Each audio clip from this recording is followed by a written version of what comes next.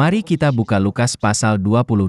Dalam ayat 20 tertulis, demikian juga dibuatnya dengan cawan sesudah makan. Ia berkata, cawan ini adalah perjanjian baru oleh darahku, yang ditumpahkan bagi kamu. Yesus berkata, jika kamu yang jahat tahu memberi pemberian yang baik kepada anak-anakmu, apalagi Bapamu yang di sorga. Karena Yesus berkata, itu ditumpahkan bagi kamu, maka ini benar-benar berharga. Ketika kita menyadari nilai perjanjian baru satu persatu, kita akan semakin menghargai setiap iota setiap kata perjanjian baru. Kita akan memahami bahwa ini adalah sesuatu yang tidak boleh hilang.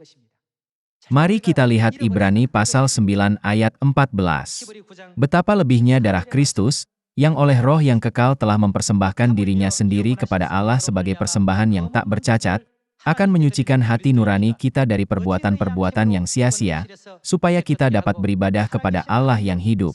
Tuhan, yang paling berharga, telah menjadi pengantara dari perjanjian yang baru. Karena itu Ia adalah pengantara dari suatu perjanjian yang baru, supaya mereka yang telah terpanggil dapat menerima bagian kekal yang dijanjikan, sebab Ia telah mati untuk menebus pelanggaran-pelanggaran yang telah dilakukan selama perjanjian yang pertama. Itu jauh lebih berharga dan lebih besar dari apapun di dunia ini. Tuhan menetapkan kebenaran yang bahkan para malaikat sorgawi dan makhluk rohani pun rindu menyelidikinya, dan mengaruniakan kebenaran yang berharga itu kepada kita.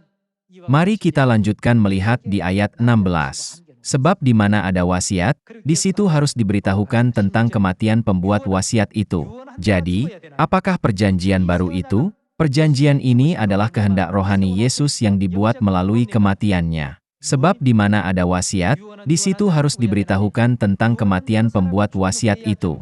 Karena suatu wasiat barulah sah, kalau pembuat wasiat itu telah mati, sebab ia tidak berlaku, selama pembuat wasiat itu masih hidup.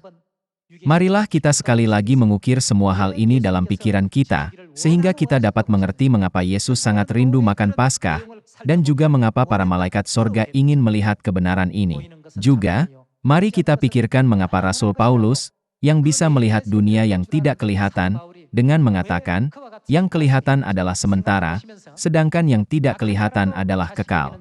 Bahkan orang jahat pun tahu memberi pemberian baik kepada anak-anaknya.